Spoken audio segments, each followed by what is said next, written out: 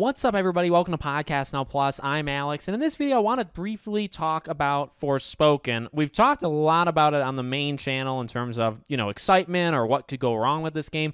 I want to talk about two kind of separate stories, but maybe actually they're kind of connected with this game. Number one, some of this game has started leaking online. It's a warning. If you want it to be a warning, it's just telling you if you want me to just tell you. But that does seem like what's happening. Some of this game, I think the first 30 minutes, something like that, has leaked.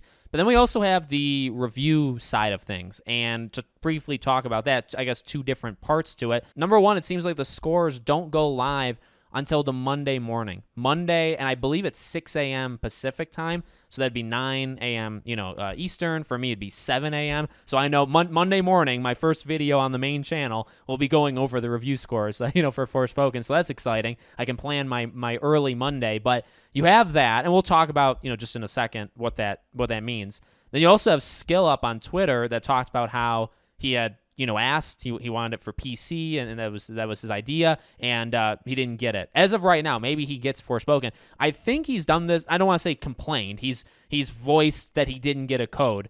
He's done it before for another game. I don't remember the game. I mean, maybe it comes off like I'm lying, but I feel like he's done this before, and he just got a code extremely late. And I want to say it was one of these fall games, one of the fall games that just came out. I think he took to Twitter to say he didn't have it, but maybe he got it like 3, 4, 5 days before it happened. So, just because he says this doesn't mean he's not going to get it. That's just one thing, but kind of another thing to discuss briefly.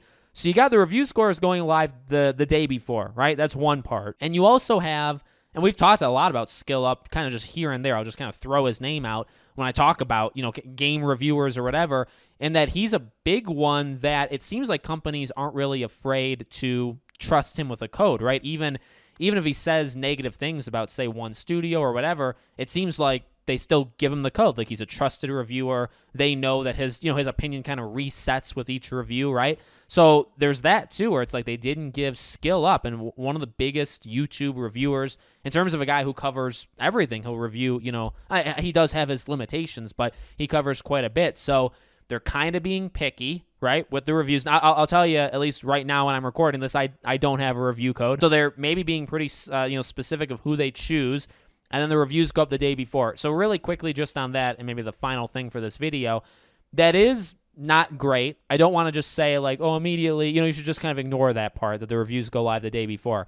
The thing is, especially this past fall, we saw a lot of examples where this happened. Now, one of my prime ones I will go to on a positive side, a game that it didn't matter that the review scores went up the day before. And I've always used this because I do think this is a good example. Plague Tale Requiem. Now, they actually gave me a review code for that, but, I was part of it. Other people were part of it. That game is phenomenal. I mean, I personally think that game is phenomenal. But also, you look at, not even just my opinion, the review scores for that game. The game got good scores.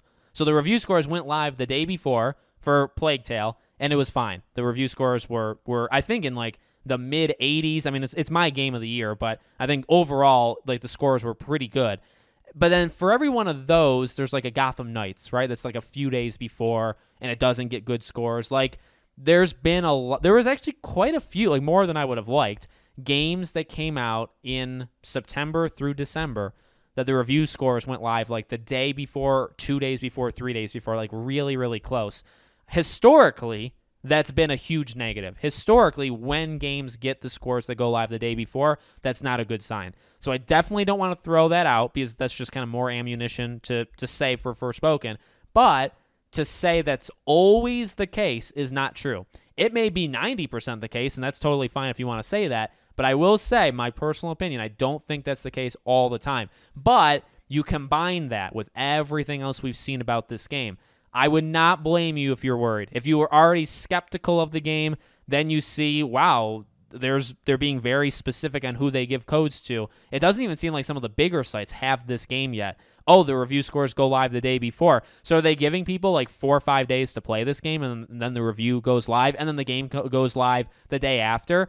Like, when you start to combine these coincidences, which they're not, but if you start to combine them, you know what I mean? That is potentially an issue. So, let me know what you guys think about all this. I'm staying on what I've said. I'm going to be playing this game. I'm going to be getting it day one, if nothing else than for the content for my channels. But I will be playing it, so I'll let you know what I think about it when it comes out. Let me know what you think. Make sure you guys are subscribed, and I'll see you all on the next one.